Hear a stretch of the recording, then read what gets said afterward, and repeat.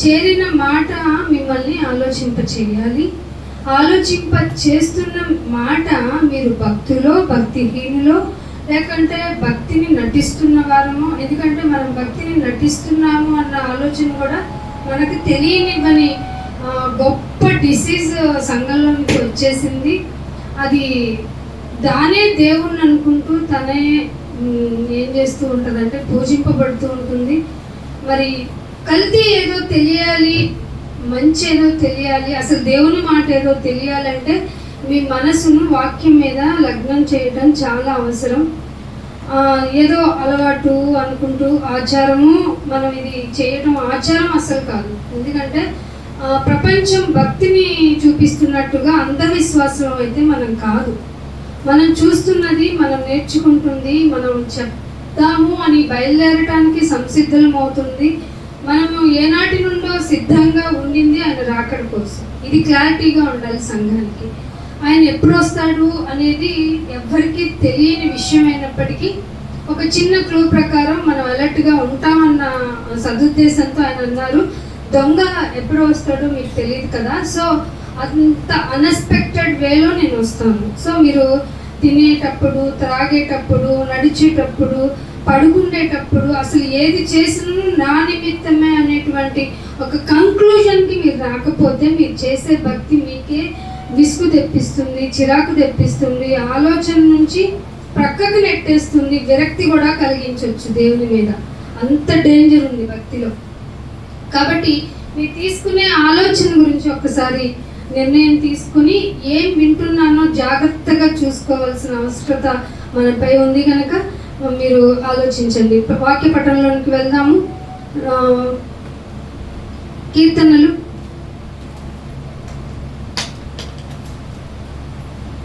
దావీదు గారు రాసిన కీర్తన 55వ కీర్తన తీయండి.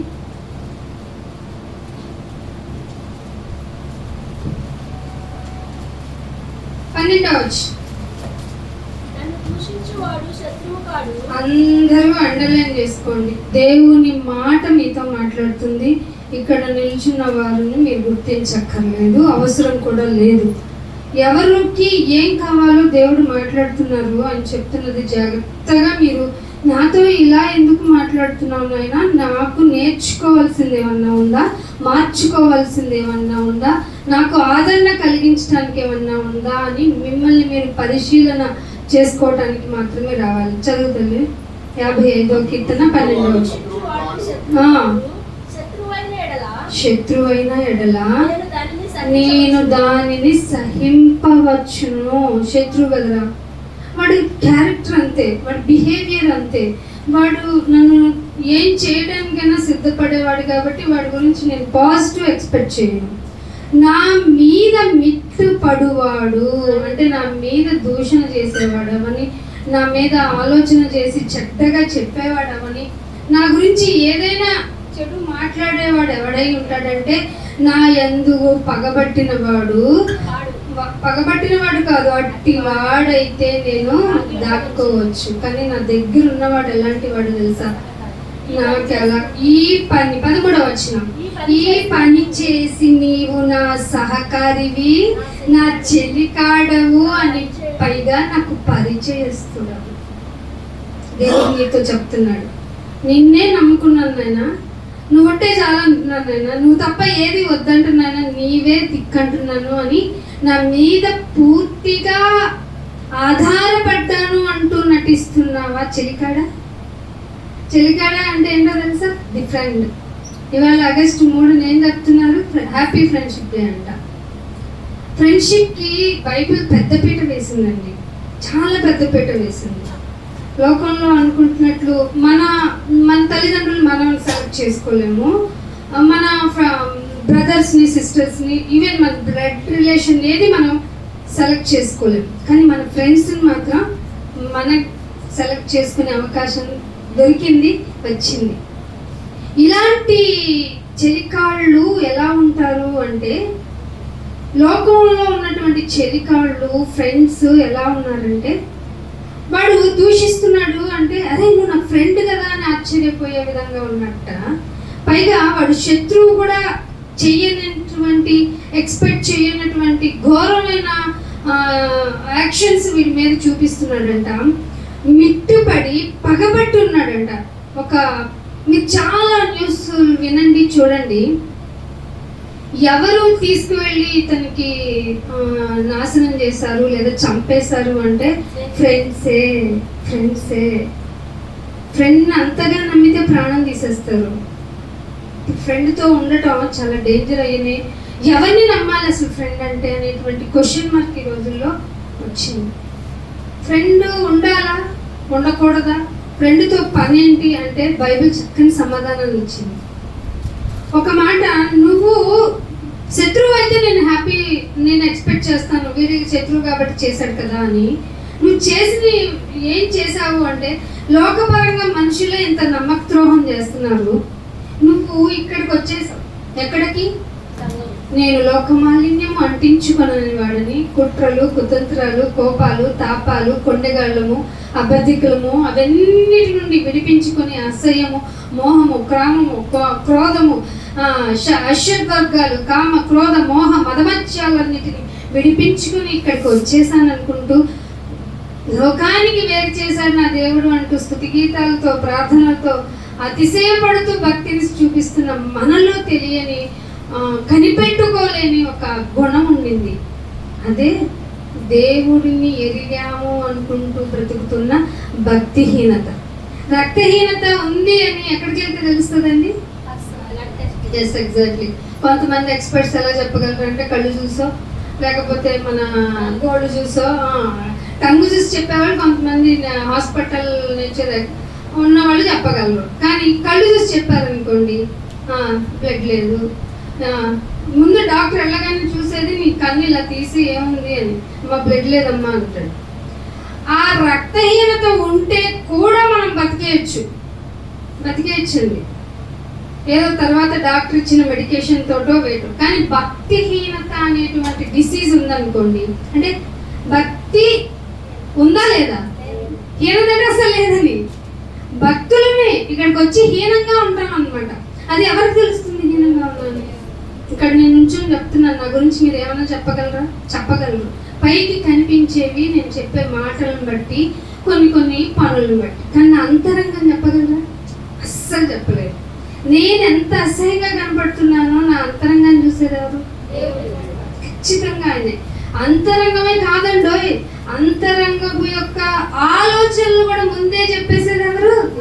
అది మన దేవుని కెపాసిటీ. ఆయన దగ్గర నిల్చొని మన కాలు రగరేసామంటే మన పనులు ఎలా ఉన్నాయట? మురికి గుడ్డలను తీసుకెళ్ళి బీరువాలో పెడతారా?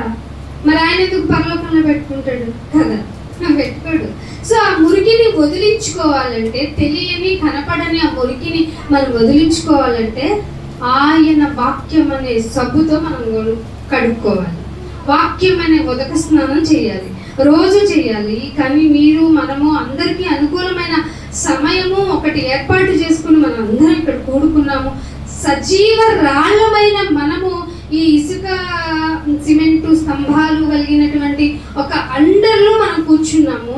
ఈ సజీవమైన రాళ్లల్లో గనక డిసీజ్ ఉంటే పక్క వాళ్ళకి కంటామినేషన్ అయిపోతుంది.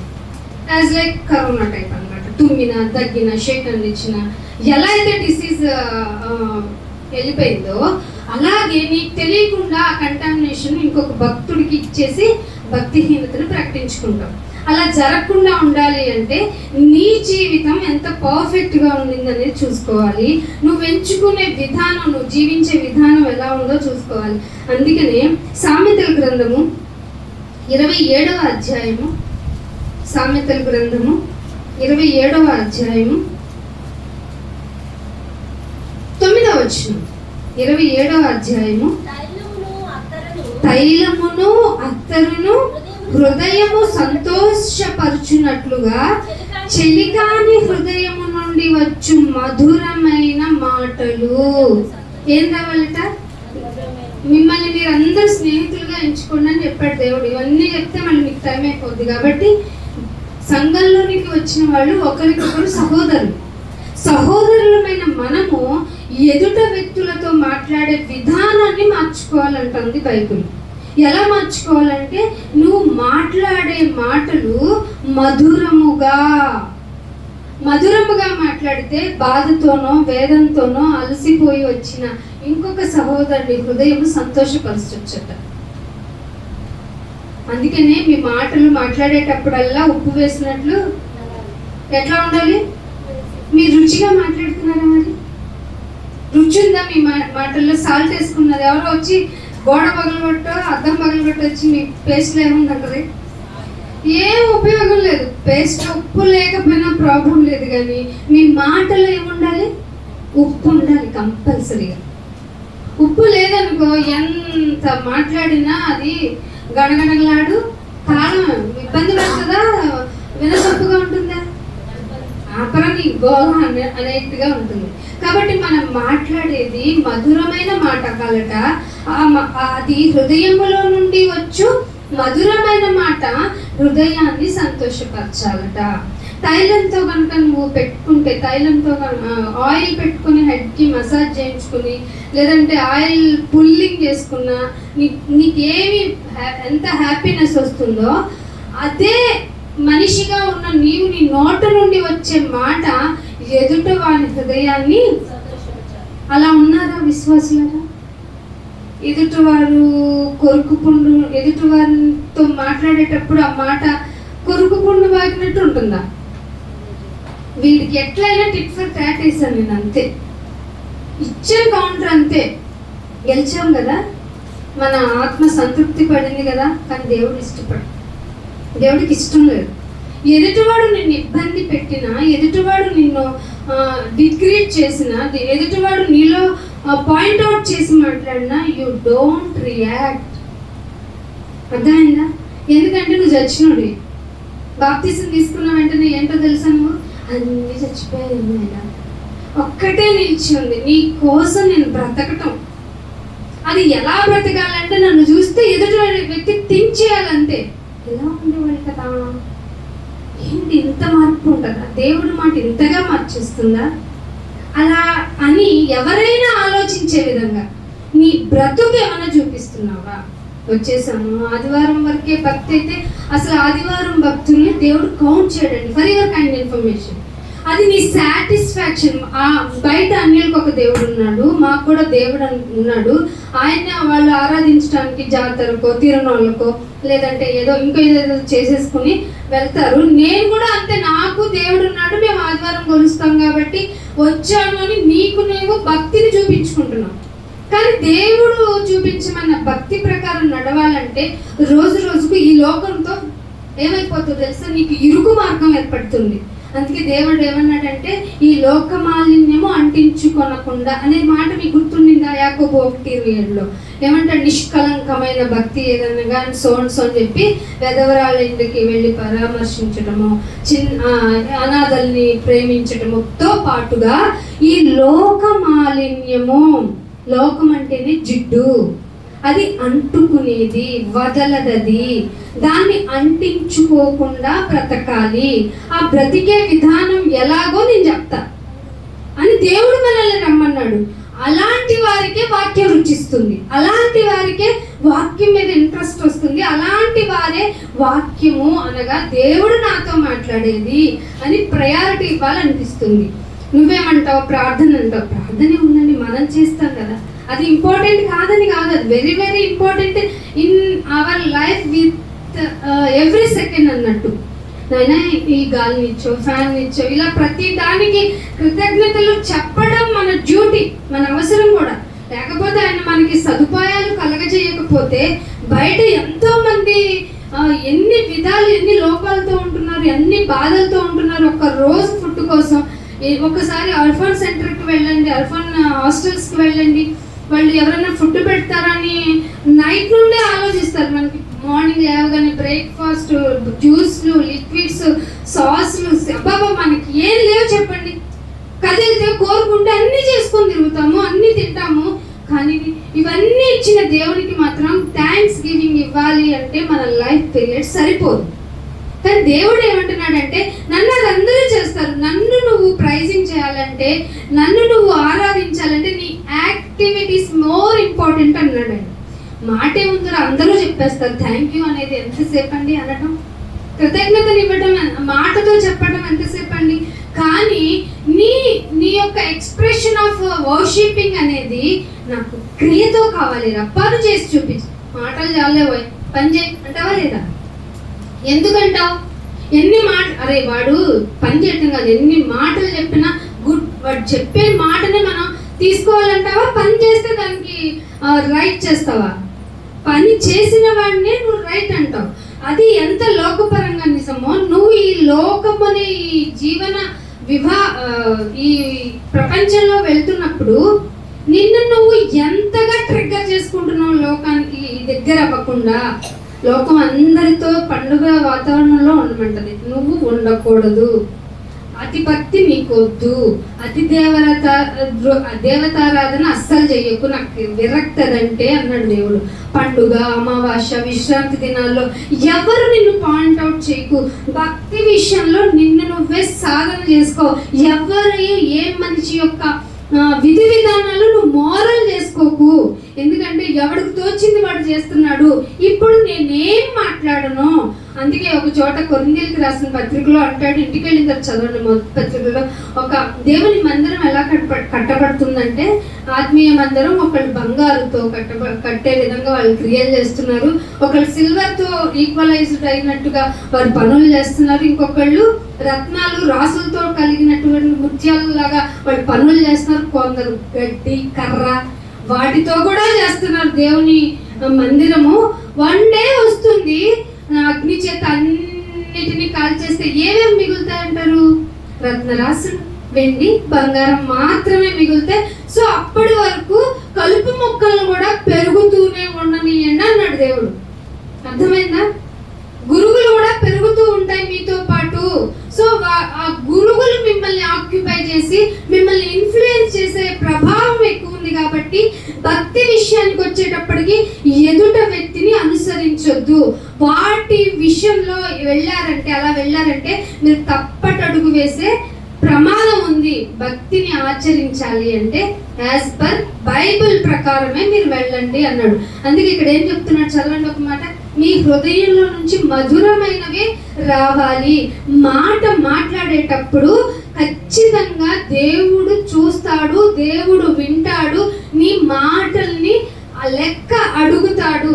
ఇది విశ్వాసం కాదండోయ్, విశ్వాసానికి మించినది. ద రూల్ అన్నమాట. మన రాజ్యాంగంలో, దేవుని రాజ్యాంగంలో దేవుడు నిన్ను పిలవగానే అడిగే మొట్టమొదటి క్వశ్చన్ ఏంటో తెలుసా?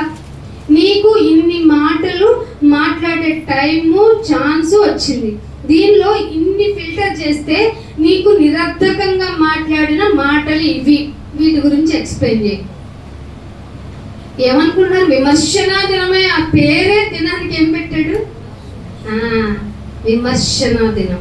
ఎట్లా పడితే అట్లా, ఎందుకు పడితే ఎందుకు, ఏ విధంగానైనా ఎదుటివాడిని క్రిటిసైజ్ చేసి ఎదుటివాడు ఎలాగైనా బాధపడాలి. నా మాటతో అంటూ మాట్లాడుతున్నవే ఆ మాటల్ని ఇక్కడే నాలిక లేదని కత్తిరించేసుకో. నువ్వు పరలోకానికి వెళ్ళడానికి నీ కన్ను ఏమైనా ఇబ్బంది పెడుతుందా? కన్ను తీసేసుకో అన్నాడా లేదా? అంటే ఇక్కడ మూర్ఖంగా ఎదుటిని కన్ను తీయమని కాదు, అసలు కన్ను లేదనుకో. కాలు చెయ్యమన్నా ఇబ్బంది పడుతున్నాయా? అస్సలు వాటిని లేవనుకో అన్నాడు. అట్లాంటిది అసలే డేంజర్ రా, బెత్తడే ఉంటుంది. కానీ ప్రకృతి చక్రానికే నిప్పు పెట్టినాం. కామన్ అంట మన ఈ ప్రపంచం, ఈ వరల్డ్ మొత్తాన్ని తగలబెట్టడానికి ఒక 10-12 అణుబాంబులు సరిపోతాయంట. కానీ ప్రపంచంలో ఉన్న అన్ని దేశాల దగ్గర ఎన్ని బాంబులు ఉన్నాయి తెలుసా? కోట్లు, 12 కోట్లు, 12,000 కోట్లు అంట. ఎన్నిసార్లు పెట్టొచ్చు అంటే 7-8 సార్లు పైన. అంటే మనిషి యొక్క కోపం చల్లారదు, గుర్తుపెట్టుకోండి. ఎందుకంటే ఆ మనిషి లోక ప్రకారం నడుచుకుంటాడు. లోకముతో స్నేహం, దేవునితో వైరము. ఆ వైరము అయిన దానినే తెలిసి మరీ తప్పు చేస్తున్న వారికి మరి కఠినంగా జడ్జిమెంట్. సో నువ్వు మాట్లాడేది మధురంగా ఉందా? మధురంగా అంటే కూర్చొని తేనేసుకొని వచ్చి మాట్లాడటం అని కాదు ఇక్కడ. ఎందుకంటే భక్తి, అందభక్తుల యొక్క కౌంటర్స్ ఇలా ఉంటాయి. ఎలా మాట్లాడాలంట? మాట్లాడేటప్పుడు నిదానించడం చాలా అవసరం ఉంటుంది. కాకపోతే మనందరిలో ఉన్న వీక్నెస్ ఏంటంటే మాట్లాడేట తిరిగి కౌంటర్ విత్ ఫ్రాక్షన్ ఆఫ్ సెకండ్లో ఇచ్చేయాలి. అవునా కదా? ఇంట్లో భర్తతో అయినా, భార్యతో అయినా, తల్లిదండ్రులతో అయినా, పిల్లలతోనైనా, వాళ్ళు తెలివి ఉన్నోళ్ళైనా తెలివిలే ముందు వాడికి కౌంటర్ చేసేయాలి, ఎన్కౌంటర్ చేసేయాలి మాటలతో. సో ఇది బైబిల్ ప్రకారం తప్పు. ఇప్పుడు భక్తి కష్టమా? చాలా కష్టం. ఇరుక? చాలా ఇరుకైనది. ఇరుకైన దానిలో విశాలత కావాలంటే మీరు మాట్లాడేటప్పుడు అధికంగా మాట్లాడొద్దు. ఇది బైబిల్ చెప్పింది. అందుకని 27వ వచనంలోనే ఇదే అధ్యాయము 10వ వచనం చూడండి. 10వ వచనంలో నీ స్నేహితులనైనను నీ తండ్రి స్నేహితులనైనను విడిచిపెట్టొద్దు. ఏం చెప్పింది బైబిల్? బైబిల్లో కొన్ని పర్సనల్ ఎక్స్పీరియన్సెస్ ఉంటాయి, వాటిని దేవుడు అంగీకరించారు. ఇది సొలొమోను గారి యొక్క వ్యక్తిగతమైనప్పటికీ దేవుడు యాక్సెప్ట్ చేశారు. ఎస్, ఇట్స్ రైట్ అన్నట్టు. అందుకే మనకు బైబిల్లో ఇంక్లూడ్ అయింది. నీ స్నేహితులైనను నీ తండ్రి స్నేహితులైనను విడిచిపెట్టకు, నీకు ఆపద వచ్చిన దినమున సహోదరుని ఇంటికి వెళ్ళొద్దు అంట. నా అయిన వాళ్ళ దగ్గరికి వెళ్ళి, నా అయిన వాళ్ళు, నా రక్త సంబంధులుకి ఇది మింగుడు పడని బైబిల్ మాట. ఎవరి దగ్గరికి వెళ్ళొద్దంట? వెళ్ళకండి. ఎందుకంటే దూరంలో ఉన్న సహోదరుని కంటే దగ్గరలో ఉన్న పొరుగుడికి నీ బాధ, వేదన, కష్టం, నష్టం, అసలు నీ స్టేటస్ ఏంటి, నువ్వు ఏ విధంగా ఇబ్బంది పడుతున్నావు దగ్గరగా కళ్ళారా చూసేది ఎవడు?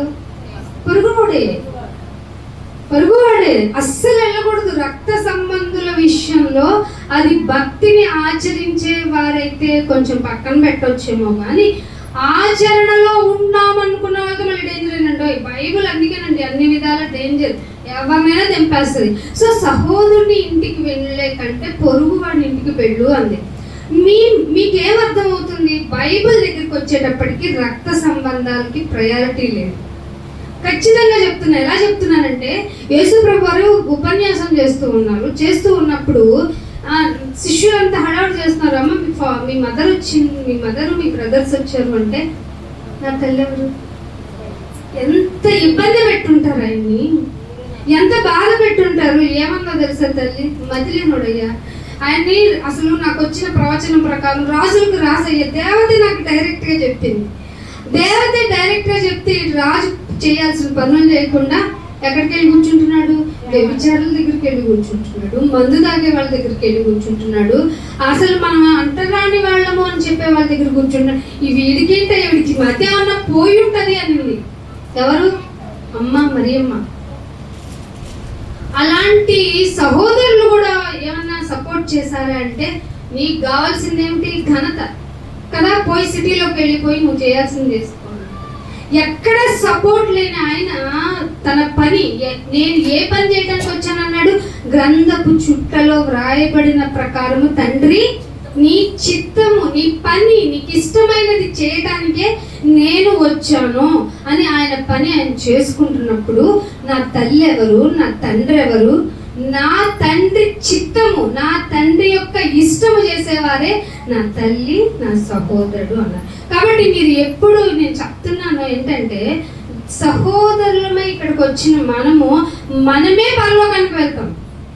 గుడికి రాని, లేకపోతే గుడి రా దేవుని మాట విను అని చెప్తే మనల్ని ఒక రకంగా చూసేవారు పరలోకానికి రారు కదా. నువ్వు ప్రయారిటీ ఎక్కడ ఇవ్వాలైతే సంఘంలోనే ఇవ్వాలి. సంఘమే నీకు హోల్ అండ్ సోల్ అవ్వాలి. సంఘ ప్రకారమే నీ బరువు బాధ్యతలన్నీ ఇక్కడ చెప్పుకోవాలి, చెయ్యాలి. వాటితో పాటు నిన్ను నువ్వు సాధన చేసుకోవాలి. మళ్ళీ అని భౌతిక మనుషుల మీద ఆధారపడకూడదు. అందుకే ఎందుకని నీ పొరుగు వాడిని నమ్మొద్దు అని చెప్పాడు కదా. అందుకని ఇంకొక మాట చూపిస్తాను. అదే సామెతలు 18వ అధ్యాయము 24వ వచనం. 18వ అధ్యాయము 24వ వచనం. ఏమిటట? నేను ఇప్పుడు చెప్పింది అదే. ఎక్కువ మంది ఫ్రెండ్స్ కనుక ఉంటేనట వాడు నష్టపోతాడు. ఏమండి, నేను చెప్తున్న మాట ఫ్రెండ్స్ మీద డిపెండ్ అయి చెప్పటం లేదు. దీని లింక్ దేవుడు ఎక్కడికి లింక్ చేశాడో చెప్పడానికి నేను మీకు విజిబుల్గా నా వాడుక భాషను వాడుతున్నాను. ఏమంటున్నాడు ఇక్కడ? చెలికాడు బహుమంది చెలికాళ్ళు ఉంటే నష్టపోతాడు. సహోదరుని కంటే ఎక్కువ హిత్తీయుడు స్నేహితుడు కలడు. నేను పాఠంలోనికి వచ్చేసాను. స్నేహితుడిని నమ్ముకోవచ్చు అని ఇందాక విన్నాము. స్నేహితుడు సహోదరుడి కంటే కూడా గొప్పవాడు ఉన్నాడని నేర్చుకుంటున్నాం ఇప్పుడు. ఆ స్నేహితుడి గురించి మీకు తెలియాలి. ఆ స్నేహితుడు ఏం చేశాడో మీకు తెలియాలి. ఆయన ఏం చేయమన్నాడో తెలిస్తే పరలోకం వెళ్తావు అని చెప్పాడో కూడా నీకు క్లారిటీ ఉండాలి. ఇవన్నీ తెలియకపోతే లోక ప్రకారంగానే హ్యాపీ ఫ్రెండ్షిప్ డే నువ్వు కూడా మెసేజ్లు పెట్టద్దు. అవసరం లేదు మనకు అవన్నీ. లోకం రోజుకొక పండుగ చేసుకుంటానంటది, నీకెందుకు? దేవుల్లో ఆనందించే మనకి ప్రతిరోజు పండగ కదా. దేవుడు నేర్పించే ప్రతిరోజు ఒక మంచి పాఠం మనకి హృదయం ఉప్పొంగ చేయదా? మీకు దేవుడు వాక్యంతో మాట్లాడుతున్నాడా? మీరు బైబిల్ చదువుతున్నారా?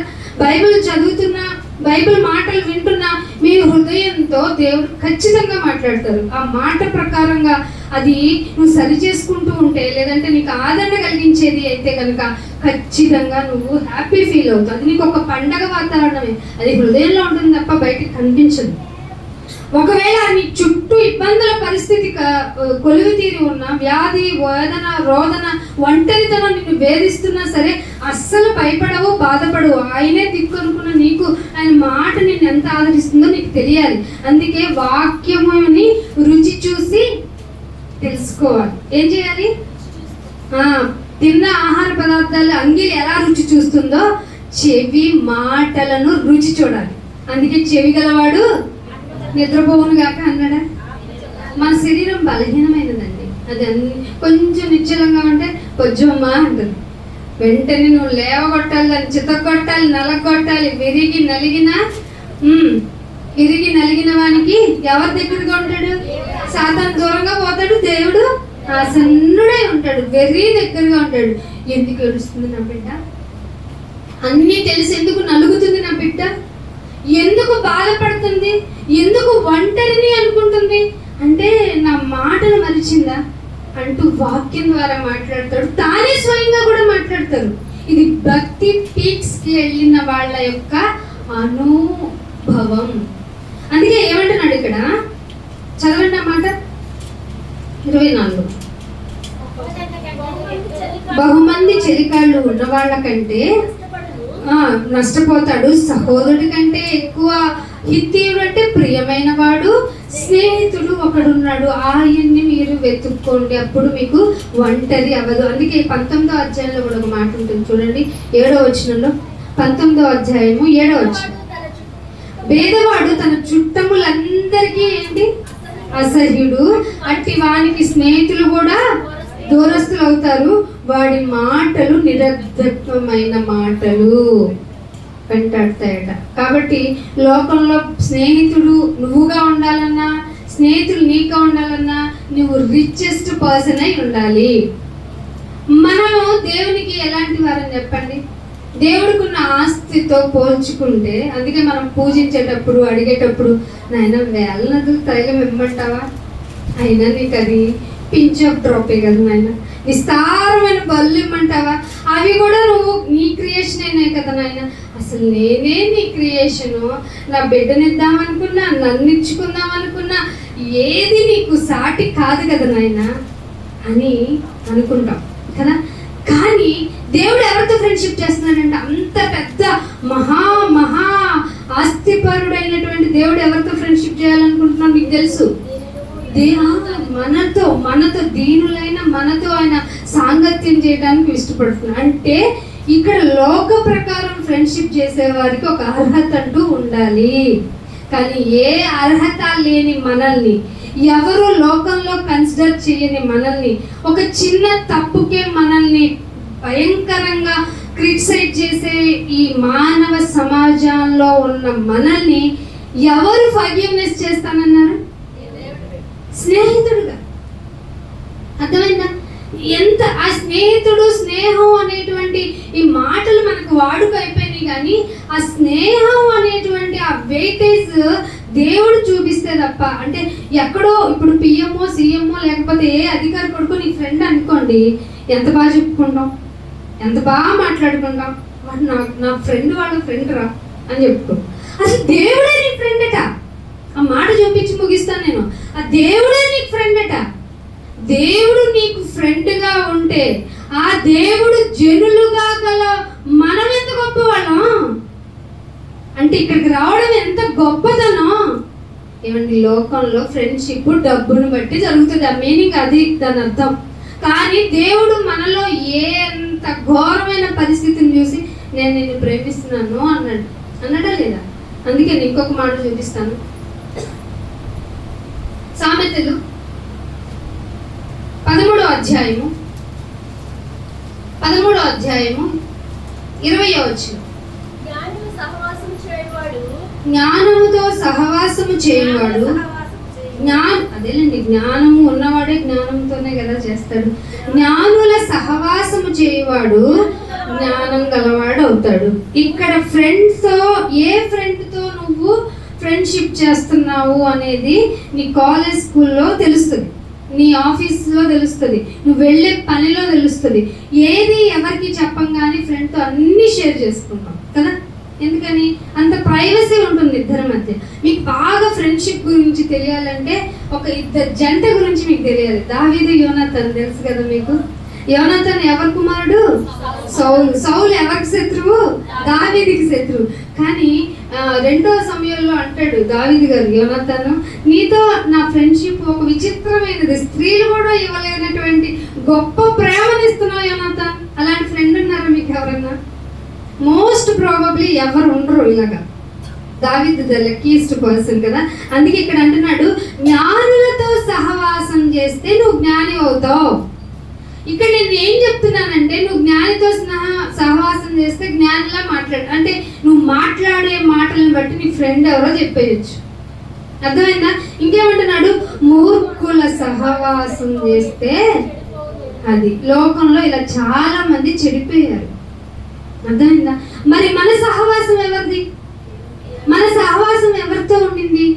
లోక మనుషుల్లాగా డబ్బున్న వాళ్ళతోనే, లేకపోతే బూతులు మాట్లాడే వాళ్ళతోనే, హంగు ఆర్పాటాలు హడావుడి చేసే వాళ్ళతోనే సాంగత్యం ఉండిందా? కొందరు ఎవరిని నమ్ముకుంటారు? అప్పటి కాలంలో గుర్రాలు నమ్ముకుని, ఇప్పుడు BMW కారు ఉన్న వాళ్ళు నమ్ముకున్నాం అనుకున్నాం. దేవుడు హ్యాపీ ఫీల్ అవుతాడా? కొందరు గుర్రములను బట్టి, రథములను బట్టి వాళ్ళు చాలా హ్యాపీ ఫీల్ అవుతున్నారు. నేనైతే దేవుని అందే అతిశయం. ఇది ఇవ్వలేదనైనా థ్యాంక్ యూ అంటూ నేర్చుకోవాలి మనం. ఎందుకంటే ఇచ్చిన ప్రతి ఫెసిలిటీ, నీకు ఇల్లు ఇచ్చానా, ఇల్లు ఇచ్చాను కదా, దేనికి చెందబడ్డావు? డబ్బు లేదు కదా. డబ్బు ఇచ్చాను అనుకో, మరి దేనికి చెంది? పిల్లలనైనా. మరి ఇది కూడా ఇచ్చాను వాళ్ళ భవిష్యత్తున. మరి ఇలా వాళ్ళ గురించి వీళ్ళ గురించి ఆలోచించి సన్నగా నొప్పి వచ్చి గుండెలో హాస్పిటల్కి వెళ్తే నువ్వు పోయావు ఇంక కొన్ని సెకండ్లే అనుకున్నప్పుడు రియలైజ్ అయ్యి, నాయనా నీ కోసం పనిచేస్తే నాకు అవకాశం ఇవ్వి అంటే దేవుడు ఇవ్వాలి అంటది నీ మనసు. ఎందుకంటే వాళ్ళ గురించి ఆలోచించాను కదా. వాళ్ళ గురించి నీకేం చెప్పాను? నేను జగత్తే పునాదికి పడక ముందే యేసుక్రీస్తులో నిన్ను నా పని కోసం పెట్టుకున్నాను అన్నాడు. నువ్వు పుట్టక ముందే పని పుట్టింది. Highlight this word. నువ్వు పుట్టక ముందే పని పుట్టింది. పని చేయడానికి నువ్వు వచ్చా. నరుని కాలము కూలివాని జీతము వంటిదని యోబు తన ఎక్స్పీరియన్స్ చేసి మరీ చెప్పాడు కదా. బుర్రకెక్కలేదా? ఆలోచన లేదా? నేను కష్టపడ్డాను, నా కష్టంతో ఇల్లు వాళ్ళు అన్ని కట్టేసుకున్నాను, అన్ని సంపాదించుకున్నాను, అన్ని కూడబెట్టుకున్నాను. సో వాటి వల్ల ఉపయోగం ఏంటి? వాటి వల్ల ఉపయోగం లేకపోగా దేవునితో నీకు వైద్యం కలిగే విధంగా నీ యొక్క లైఫ్ స్టైల్ మారితే, నీవే నీ కుటుంబం మారకుండా నువ్వే అడ్డుగా అయితే. ఎందుకంటే నువ్వే కదా ఇక్కడ ప్రార్థన చేస్తావు, అన్ని ఇచ్చేనైనా నువ్వు నన్ను ఇక్కడ తీసుకుని వచ్చినందుకు హ్యాపీ నాయనా, నా కుటుంబాన్ని కూడా తీసుకురానైనా అని చెప్పి మరీ వెళ్ళి ఇలా గుమ్మం దడగని ఇంటికి వెళ్ళి నీ మూలంగానే నా కొంపెలా ఉంది. ఎవరినంటావు? భర్తని. నీ మూలంగానే నాకు దరిద్రం పట్టుకుంది. ఏ వ్యక్తి వలనైనా మనం నష్టపోతున్నామంటే నిన్ను పరీక్షించడానికో దేవుడు ఇచ్చిన అనుమతి అని నీ భక్తి నేర్పించడం లేదా? నీ భక్తి నీలో ధైర్యాన్ని పుట్టించటం లేదా? ఎందుకు ప్రతిదాన్ని నీకున్న లోటు గురించి ఇక్కడికి వచ్చి ఏడవలసిన దుస్థితి తెచ్చుకుంది నీ భక్తి? నీ భక్తి నీకు ధైర్యం పుట్టించినప్పుడు నీ భక్తి వల్ల ఉపయోగం ఏంటి? ఆలోచించకుండా నీ ఇష్టానుసారంగా భక్తి చేయటం వల్లే కదా, ఆయన చెప్పిన రూల్ ప్రకారం వెళ్ళకపోవటం వల్లే కదా నీకు అన్ని అనుకూలంగా ఉన్న ఒక దాన్ని పెట్టి నిన్ను బాధ కలిగేలాగా పరిస్థితులు ఎదురవుతున్నాయంటే నీలో ఇంకా నలగాలి అనేటువంటి ఆలోచన ఆయన కలిగి ఉన్నాడు. అందుకే అనుమతించారు. అనుమతించబట్టే కదా యోబు గారికి అన్ని ఒకేసారి అటెంప్ట్ అయ్యాయి. ఇంకా బాధపడుతూ ఇంకా ఏడుస్తూ, ఏమండి నీకేదో ప్రాబ్లం ఉంది, అది నీకు సంబంధించింది, కుటుంబ పరంగా, ఆర్థిక పరంగా, వ్యాధి పరంగా, ఇంకో ఏదో ఉండింది, నువ్వు పోయావు. నీతో పాటు ఏమొస్తాయి వీటిలో?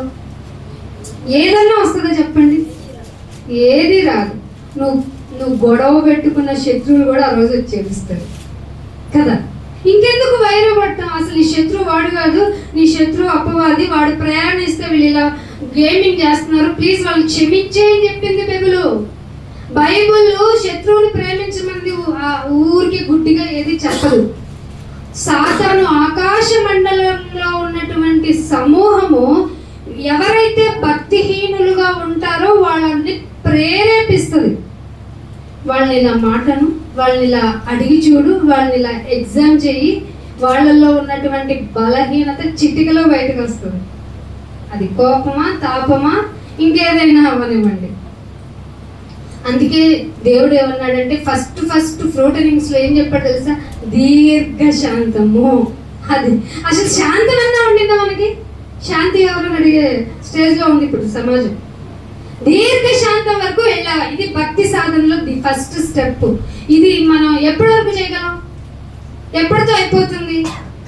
అవ్వదు. లైఫ్ లో చివరి క్షణం వరకు మెయింటైన్ చేయాలి. అవుతుందా ఇది? అవ్వాలి.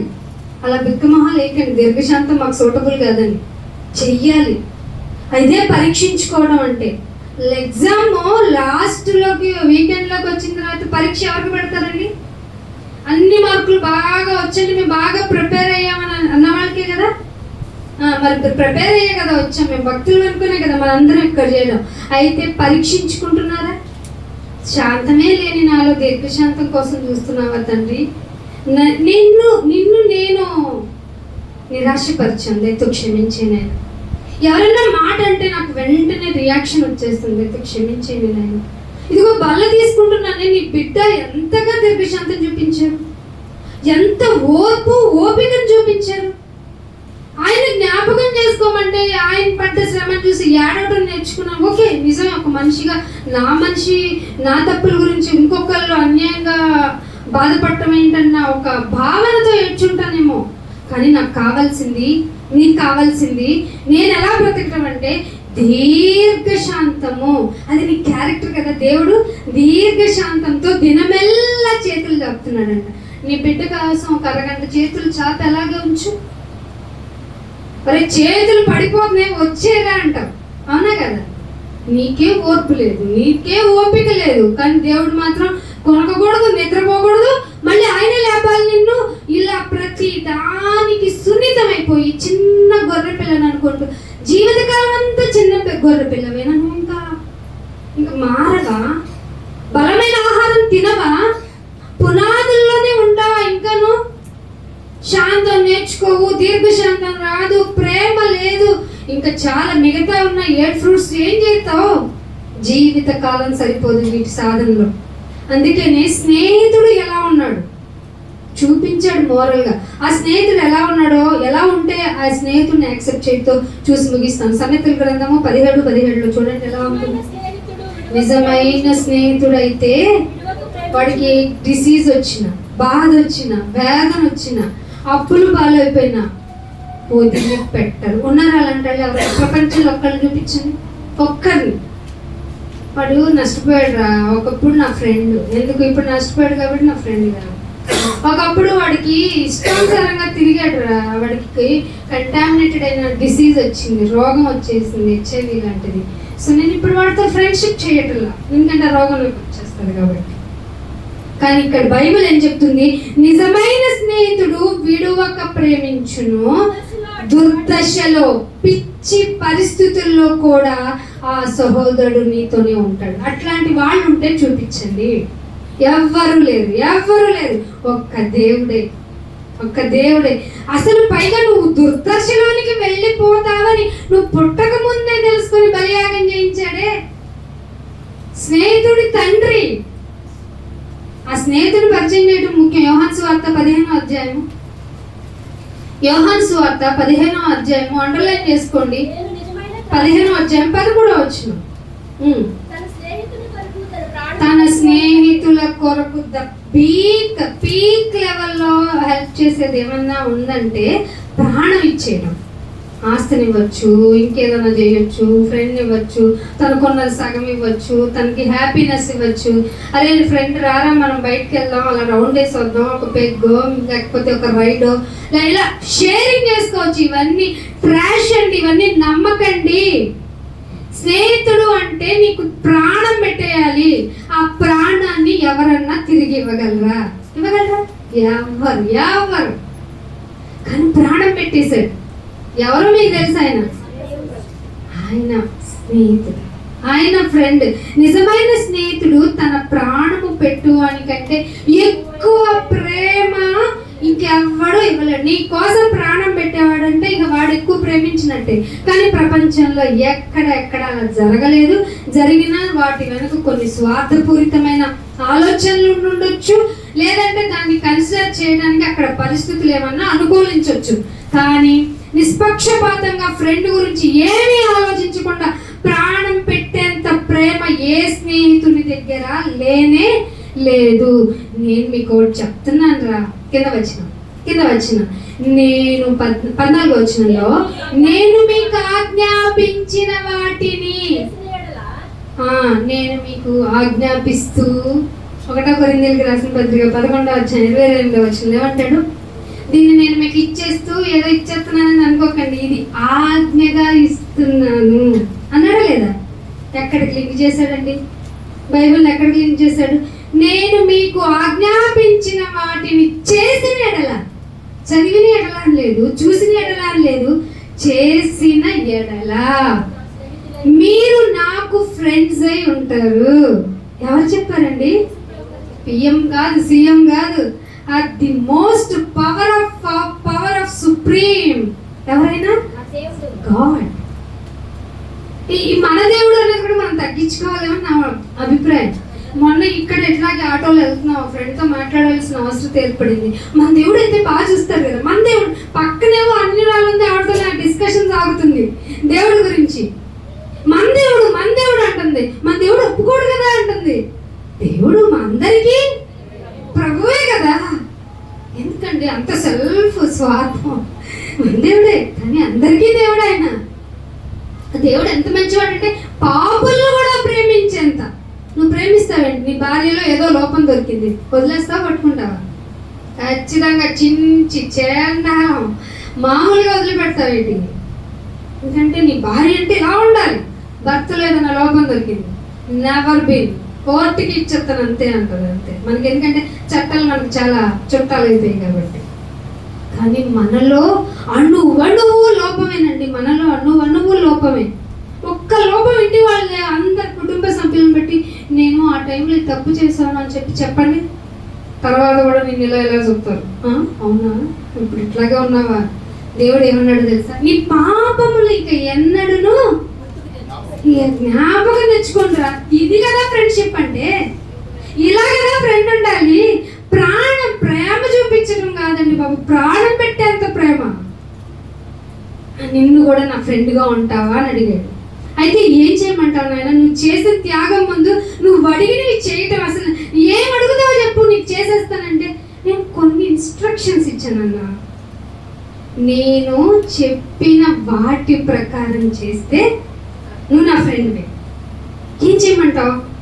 న్యూ టెస్ట్మెంట్కి వచ్చేసిన తర్వాత, అందరికీ ప్రభు అయిపోయిన తర్వాత, నేను మీకు మాత్రమే ఇచ్చిన ఒక ఆజ్ఞ ఉంది. 1 కొరింథీయులకు రాసిన పత్రిక 11వ అధ్యాయం, 1 కొరింథీయులకు రాసిన పత్రిక 11వ అధ్యాయం 22వ వచనం.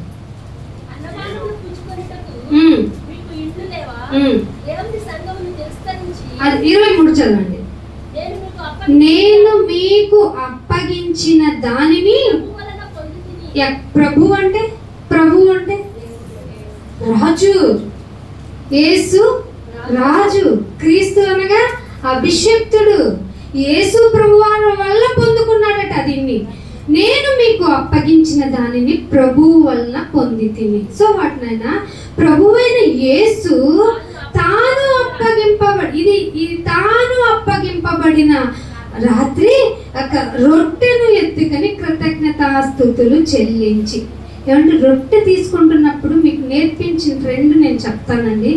ఏమంటో తెలుసు, ఇక్కడికి వచ్చే కదా ఆ వారం నుండి ఈ వారం చేసిన తప్పులు కడుక్కోమనా తప్పులు చేయకుండా ఉండి సాధన చేసుకొని ఇక్కడికి రావాలి. కల్మషం లేకుండా వేయాలి టేబులింగ్. తెలుసా మీకు? ఏమన్నాడు ఇక్కడ? యేసు తాను అప్పగింపబడిన రాత్రి ఒక రొట్టెను ఎత్తుకొని కృతజ్ఞతాస్తుతులు చెల్లించి దాన్ని విరిచి దీన్ని చెయ్యండి చెప్పాను అంటే ఏంటది? ఆజ్ఞ కదా. ఆజ్ఞను అతిక్రమించటమే. మీరు ఏ పాపమైనా చేయండి, ఐ విల్ ఎక్స్క్యూజ్ అన్నాడు దేవుడు. అందుకే మనందరం క్షమించబడ్డాం. ఏ తప్పు చేశారో అది మీ హృదయాలకి విదితమే. ఏ పాపం చేశారో మనందరికీ తెలుసు. మనం ఎంతటి మంచివారమో మనకు తప్ప ఎవరికీ తెలియదు. సో అటువంటి పరిస్థితుల్లో ఆయనే దిక్కని తెలిసి అట్లాంటి స్నేహితుడు దొరికి ఆయన ప్రాణం పెట్టే విముక్తులై ఇక్కడికి వచ్చిన మనకి ఆయన ఇచ్చిన ఆజ్ఞ ప్రకారం చేస్తే మనం కూడా ఆయనకి ఫ్రెండ్స్ అవుతాం, ఓకే. కానీ ఇక్కడికి వచ్చిన మనము ఎత్తుకొని కృతజ్ఞతాస్తుతులు చెల్లిస్తున్నావా? ఇదిగో నాయన, నీ శరీరం నా చేతిలోకి వచ్చింది, నీ శరీరం రిజంబల్ అని రొట్టె నా చేతిలోకి వచ్చింది అంటే ఏ అర్హత లేని నాకు ఈ అర్హతని ఇచ్చావు. అందుకు నన్ను అనారోగ్యం నుండి తప్పించావు, హాస్పిటలైజేషన్ నుండి తప్పించావు, తిండి ఇచ్చావు, బట్ట ఇచ్చావు, నీరు ఇచ్చావు, మెడిసిన్ ఇచ్చావు, జాబ్ ఇచ్చావు, ద్రవ్యం ఇచ్చావు. ఇలా చెప్పుకుంటూ పోతే అసలు నన్ను ఇక్కడికి వచ్చి పడేయటానికి నువ్వు చాలా చాలా ఖర్చు పెట్టేశావు. ఏది నీ ప్రాణం ఇవ్వడమే కాకుండా పైగా నాకు నెమ్మదినిచ్చావు. చుట్టూ నా కాలు జారి పడిపోకుండా, చిక్కుపడకుండా నన్ను కాపాడుకుంటూ వచ్చావు. వేదన కలిగింది, బాధ కలిగింది, ఇబ్బంది కలిగింది, అయినా కానీ వాటన్నిటి నుండి నన్ను లాగేసి ఇక్కడికి తీసుకొచ్చి పడేసావు. థ్యాంక్ యూ నాయన అని చెప్పావా? ఏదో ఆరాధన అనేటువంటి ఒక చిన్న కాన్సెప్ట్ మీకు అరేంజ్ చేయబడింది కాబట్టి ఏది ఇవ్వలేను కదా నాయన. So I'm giving this much of small request of prayer అని ముగించేసి వెళ్ళిపోతున్నావు. ఏది ఎంతో పెట్టుబడి పెడితే నేను చెయ్యమన్నది మాటతో కాదు, క్రియ. అందుకే ఇదంతా భోజనం గురించి చెప్తూ లాస్ట్లో ఎవడు అయోగ్యముగా రొట్టెను తినో. ఎన్ని సంవత్సరాల నుంచి అయోగ్యంగా ఏమైనా తింటున్నావని చిన్న ఎగ్జామ్ ఏమైనా చేసుకున్నావా? తింటున్నానని అది దేవత భక్తితో నేను కాక ఇంకెవడు తింటాడు నేను నీ రొట్టె అనుకుంటూ పెద్దగా ఏమన్నా ఆలోచించుకుంటున్నావా? ఎవడు అయోగ్యంగా తన రొట్టెను తినునో లేక ఆయన పాత్రలోనే తాగునో ఏం చేస్తాడట? వాడు ప్రభువు యొక్క శరీరమును గూర్చి, రక్తమును గూర్చి. అసలు అపరాధి అవ్వటం అంటే లోకపరమైన విషయాల్లో అపరాధి అయితే ఓకే, ఆయన రక్తము ఆయన శరీరం తింటూ అపరాధి అవటం అంటే అసలు ఊహించండి. ఇన్ని సంవత్సరాలుగా నువ్వు బల్లలో చేతులు వేస్తూ కనీసం మార్చుకోవలసిన శాంత గుణం, మితముగా మాట్లాడటం, లేకపోతే ఏమంటారు మనం కూడా ఏం మాట్లాడతామండి, పోస్కోలు కబుర్లన్నీ లోకం అంటుంది కదా వర్డ్స్.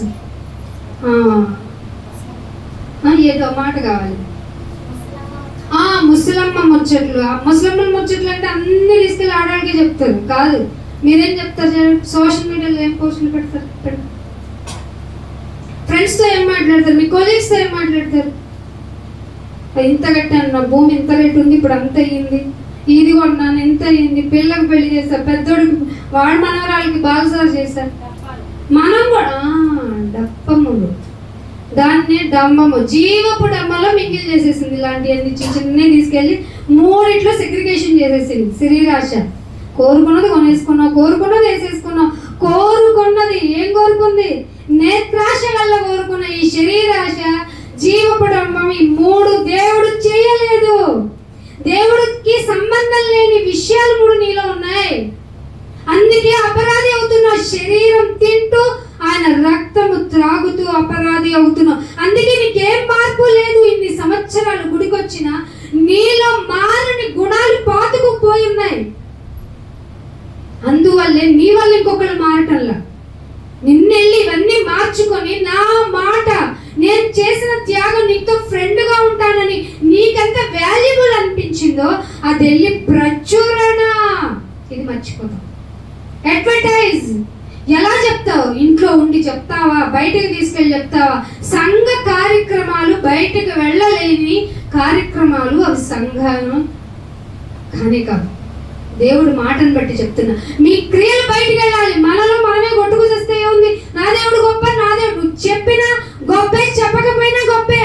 నీ దేవుని యొక్క గొప్పతనం తెలియాలంటే నువ్వు బయటకు వెళ్ళాలి కదా. అయ్యో బయటికి వెళ్తే ఎలాగండి చెప్పొద్దు అంటున్నారు కదండి. వాళ్ళని అడగాలి కదా. మద్యపు దుకాణం ఇక్కడికి ఎందుకు వచ్చింది? ఇంట్లోకి వరకు ఎందుకు వచ్చింది? ఎందుకు పెట్టనిస్తున్నారు? మామూలుగా ప్రచారి షాపులో ఏం అమ్ముకోవాలి? సరుకులు కదా అమ్మాలి. పరాకులు ఎందుకు వెళ్తున్నాయి?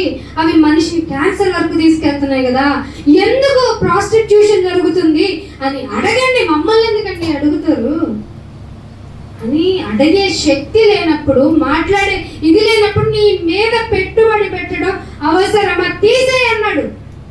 అయితే మన తోటమాలి అన్నాడు, ఈ సంవత్సరం ప్లీజ్, ఈ సంవత్సరమే అయ్యుండొచ్చు అక్కడ. రేపు ఇవాళ తీసేయంటే రేపటి వరకు టైం అడుగుతున్నాడు ఏమో తోటమాలి. సో సరి చేసుకోండి. ఆయన రక్తము విషయంలో, ఆయన శరీరం విషయంలో అపరాధులైపోతే మీకు ఎన్నటికీ క్షమాభిక్ష దొరకదు. దొరకని మీరు ఇంకా అత్యుత్సాహంతో మిమ్మల్ని మీరు పాడు చేసుకుంటే దాన్ని ఏం చేయలేము. లాస్ట్ ఒక మాట చెప్పి చూపించి ముగించేస్తాను. చూడండి, సామెతల గ్రంథంలోనే 14వ అధ్యాయము 16వ వచనం. జ్ఞానము గలవాడు భయపడి, అండర్లైన్ చేసుకోండి. నీకు జ్ఞానం ఉందంటే, అరే నీకు బుద్ధి ఉందా, జ్ఞానం ఉందా, ఏదో మంచిగా తెలియటం లేదా, చెప్పింది దాన్ని వినపరచుకోవట్లేదా, దాని మీద ఏదో ముద్రేసి, దాని మీద ఏదో ఇదేసి నీ ఇష్టమైనట్టు నీ ఇష్టానుసారంగా తిరుగుతావా? కానీ నీకు హింట్ ఇస్తున్నా, జ్ఞానము గలవాడు భయపడి కీడు నుండి తొలగిపోతాడు. నాయన ఎంత నష్టం ఉందా, ఎంత బాధ ఉందా, అయ్యో బాబాయ్ నేను తొలగిపోతున్నాను అని అంటాడట. కానీ ఒకడు ఉంటాడు, వాళ్ళు ప్రపంచంలో 99.9% ఉన్నారు. వీడు బుద్ధిహీనుడు, వెర్రవీగి. ఏంటి అయితే ఏంటి, నరకానికి వెళ్తా, నీకేంటి ప్రాబ్లం అంటున్నారు. ఇప్పుడు తెలుసా, అరే బాబు ఎలాకంటారు, నరకానికి వెళ్ళిపోతాం, మంచిగా ఉండాలండి, వెళ్తాం, మీకేంటి. విర్రవీగి నిర్భయంగా తిరుగుతాడు. వారిని చూసి మీరు భయపడండి. అర్థమైందా? బుద్ధిహీనుడు విర్రవీగి నిర్భయముగా తిరిగిపోతాడు. వాళ్ళని అస్సలు వాళ్ళు వెంటనే మనం ఐడెంటిఫై చేసేయచ్చు. ఇప్పుడు బుద్ధిహీనుడుగా జ్ఞానవంతుడుగా, నువ్వు స్నేహితులను కోరుకుంటున్నావా, మంచి స్నేహితులను కోరుకుంటున్నావా, అవసరాలకు వాడుకున్న స్నేహితులను కోరుకుంటున్నావా? జ్ఞానం ఉంటే నీ రక్తం, ఆయన ఇచ్చిన రక్తాన్ని, ఆయన ఇచ్చిన రొట్టెని ఎలా తీసుకుంటుంది, నీ మనసు ఎలా ప్రేరేపిస్తుంది తీసుకోమని? తీసుకోవడమే గొప్ప అని చెప్పిస్తుందా? అయితే నువ్వు పప్పులో కాదు పెట్టలో వేసినట్టే కాదు. దీన్ని ఈ లోకాన్ని ఎలా ఎంచుకున్నాడంటే పౌలు గారు ఎంచుకున్నాడు కదా. మనం ఆయన్ని నన్ను చూసి ఫాలో అవ్వమన్నాడు కదా ఆయన. మీరేం చేస్తున్నారు? దేన్ని సమకూర్చుకుంటున్నారు? ధనమును సమకూర్చుకుని. ఏమంటే సమంగా పెట్టుకోవడం వేరు, కూర్చుకోవడంలోనే ప్రాబ్లం. ఎందుకు గురుస్తాం? బాగా పెట్టాలి లోపల. ఇప్పుడు బ్యాంకులు కూడా మోసం చేస్తున్నాడు. పొద్దునే విన్నాం, ఎన్నో గ్రామ్స్ ఆఫ్ గోల్డ్, నకిలీ గోల్డ్ పెట్టేసిందండి మేనేజ్మెంట్. మీరు ఏ బ్యాంకు నమ్ముతారు? ఇప్పుడు ఒకప్పుడు మనం దాచుకున్న డబ్బుని ఎక్కడ తీసుకెళ్ళి క్యూలో నుంచోబెట్టింది మీరు ప్రభుత్వాలను కూడా నమ్ముతున్నారు, కానీ ఇంత తప్పు చేసిన, ఇంత పర్ఫెక్ట్గా ఆన్సరింగ్ చేసిన బైబిల్ దేవుడిని ఎందుకండి? నమ్మి నమ్మనట్టు, చూసి చూడనట్టు, నడిచి నడిచినట్టు. అదే బైబిల్ చెప్పింది 2 వే. ఎలాగంట? నులివెచ్చగా చెప్పిందంట. ఆ నులివెచ్చని జీవితం ఉంటుందే భయంకరంగా ఉంటుంది. దాన్ని దేవుడే అసహించుకుని చాలా చండాలం చేశాడు. కాబట్టి అట్లాంటి దుస్థితి నుండి మీరు తప్పించుకొని మీకు ఇవ్వబడిన ఈ స్థితిని మీరు దేవునికి కృతజ్ఞతగా చెప్పుకుంటూ మరింతగా మీ జీవితంలో మార్పు రావాలని కోరుకుంటూ అది దేవునికి మరింత ప్రీతికరం అవ్వాలని ఆశపడుతూ ఇంతటితో నా మాటలు ముగిస్తున్నాను. ప్రార్థన చేసుకుందాం. మీకు తెలుసు మీ బలహీనత ఏంటో, మీకు తెలుసు మీరు కూర్చుకుంటున్నది ఏంటో, మీకు తెలుసు మీరు ఏ విషయంలో విర్రవీగుతున్నారు. ఆ విర్రవీగుతున్న దుష్టత్వాన్ని మానుకోవటానికే వాక్యము. అందుకే సంఘంగా కూడుకుంటాం. అది నీకు మేలు జరగటానికే కూడుకుంటున్నాం. మన భక్తిని బయటికి ప్రజెంట్ చేయడానికి కాదు, మన భక్తిని దేవునికి ప్రజెంట్ చేయడానికి. కాబట్టి అందరూ ఒకసారి తలలు వంచుకోండి, మిమ్మల్ని మీరు పరీక్షించుకోండి, ఇంక్లూడింగ్ మీ. నేను కూడా పరీక్షించుకోవడానికి చెప్తున్నాను కదా అని నేనేం గొప్ప కాదు. దేవుడు మనతో మాట్లాడారు, మనం సరి చేసుకున్నాం. తండ్రి, అసలు ఏమాత్రమూ ఎన్నిక లేని స్నేహితులుగా చేసుకున్నాం. గొప్ప వ్యక్తివిగా మా మీదకి వచ్చి మా బలహీనతలన్నీ భరించి ప్రాణము పెట్టేంత ప్రేమ చూపించావు. నన్ను బట్టి స్తోత్రాలు నాయనా. నీవు ఆజ్ఞాపించినవన్నీ చేస్తే నీకు స్నేహితులు అవుతాము అంటే ఎంతగా తగ్గించుకున్నారు నాయన. ఇవి తెలిసి కూడా మమ్మల్ని మేము తగ్గించుకోవడం రావటం లేదు నాయన, క్షమించండి. ఎదుటివాడు అనగానే బాధపడ్డాక అంతకు మించి వాళ్ళు తిరిగి కౌంటర్ ఇవ్వటమే నేర్చుకున్నాం నాయన.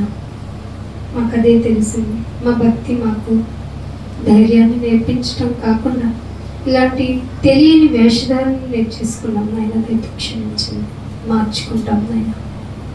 అపరాధులను అవ్వమునైనా మీ సన్నిధిలో ఉండి మీ రక్తాన్ని మీ బిడ్డ యొక్క నాయన అర్పణము ఈ విధంగా ఈ లోకానికి చేసినప్పుడు దాన్ని చులకన చెయ్యము నాయన. మాలో ప్రతి గుణాన్ని మార్చుకుంటాం, చేదైన వేరుని తీసివేసుకుంటాం, నీకు ఇష్టమైన బిడ్డలుగా మారుతాము. మమ్మల్ని మేమే లోకానికి నిన్ను ప్రజెంట్ చేసేవారుగా తయారవుతాం నాయన. మమ్మల్ని స్థిరపరచండి, సిద్ధపరచండి, బాగు చేయండి. మా హృదయాలన్నిటినీ నీ ఎదుట కుమ్మరిస్తున్నాము. మాకు ప్రక్షాళన కలిగించండి నాయన. మాతో మాట్లాడినందుకు స్తోత్రములు నాయన. మాకు పెట్టిన పెట్టుబడి అంతా ప్రభు నిరర్ధకం కాకుండా నీకు ఇష్టమైన స్నేహితులుగా మమ్మల్ని మార్చుటకు మమ్మల్ని సిద్ధపరచండి. యేసుక్రీస్తు వారి పరిశుద్ధమైన నామమున ప్రార్థనకి వేడుకుంటున్నాం తండ్రి. ఆమేన్. Thank you all of you. God bless you.